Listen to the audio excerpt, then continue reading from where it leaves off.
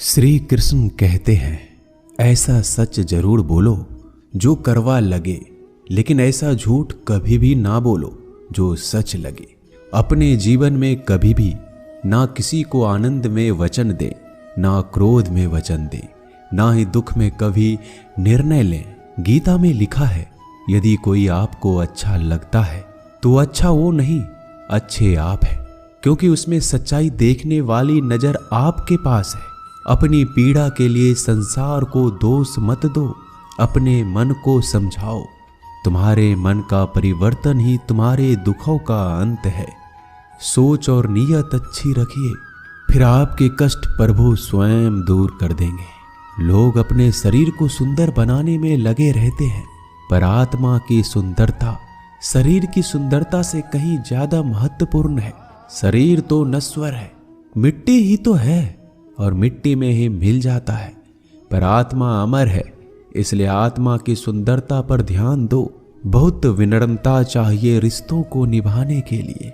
छल कपट से तो सिर्फ महाभारत रची जाती है।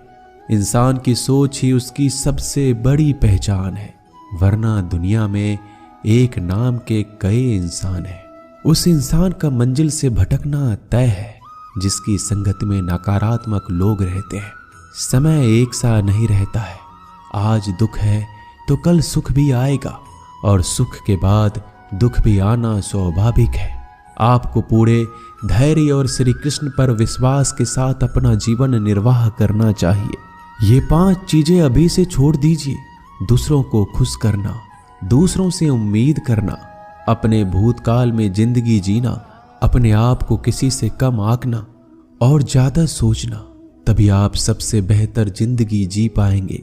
आजकल किसी के गुणों से ज्यादा रूप, रंग और कपड़ों को देखा जाता है, पर याद रखना, एक दिन रूप, रंग और कपड़े तो धोखे दे ही जाते हैं, पर जिसमें गुण है वह हमेशा साथ निभाएंगे।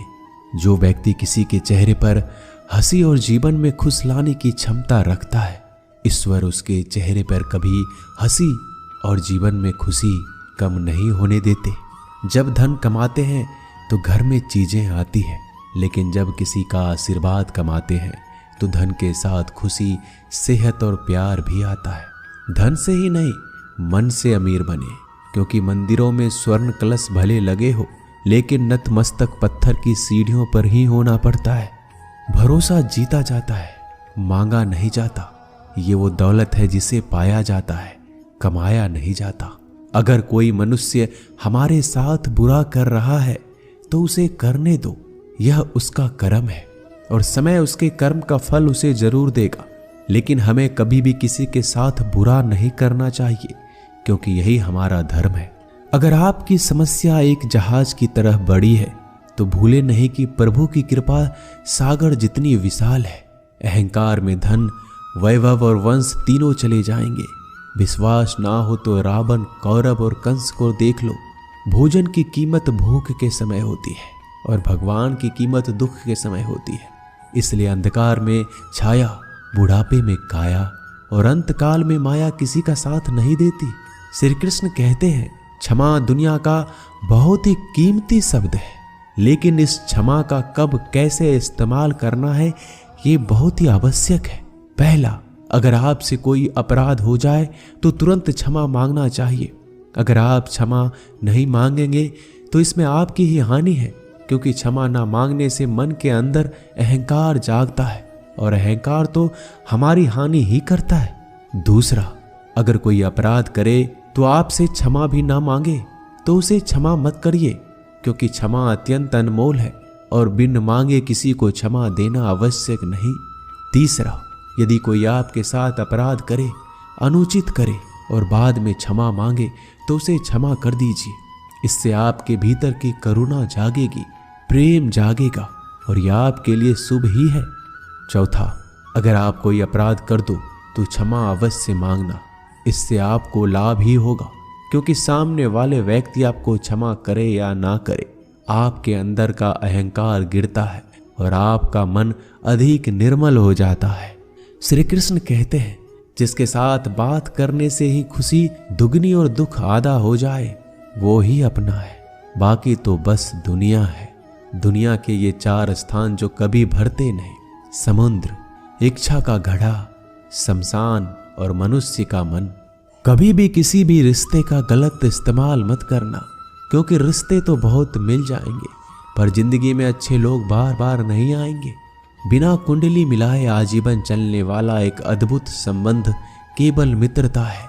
यदि हमारी नीयत अच्छी और मकसद सही है तो किसी ना किसी रूप में ऊपर वाला भी हमारी मदद करता है।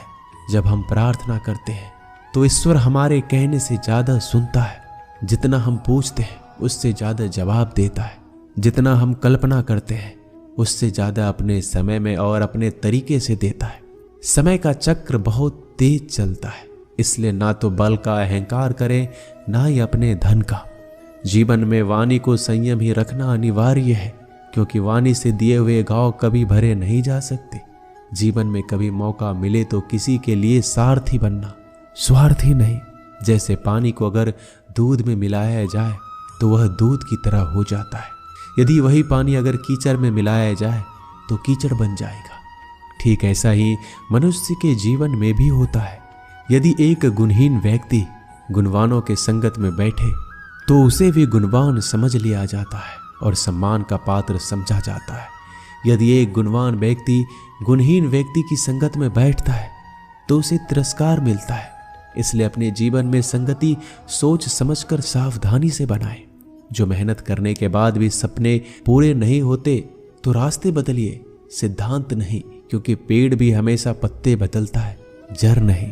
गीता में साफ शब्दों में लिखा है, निराश मत होना, कमजोर तेरा वक्त है तू नहीं।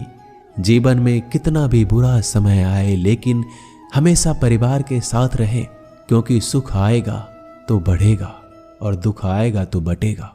जब इच्छा की पूर्ति हो जाती है तो वो लोभ को जन्म देती है। जब तक वह संतुष्ट नहीं होता तो क्रोध जन्म होता है। काम, लोभ और क्रोध तीनों के प्रभाव में आकर मनुष्य पाप करता है। बोलना तो सभी जानते हैं, लेकिन कब और क्या बोलना है ये बहुत कम लोग जानते हैं। जो केवल अपना भला चाहता है वह दुर्योधन है। जो अपनों का भला चाहता है वह युधिष्ठिर है। जो सबका भला चाहता है वह श्री कृष्ण है। इस दुनिया में कोई भी ऐसा व्यक्ति नहीं है जिसके पास समस्याएं ना हो, और ऐसा कोई समस्या नहीं है जिसका कोई समाधान ना हो। कुदरत ने 2 ही रास्ते दे रखे हैं, देकर जाओ या तो छोड़ कर जाओ।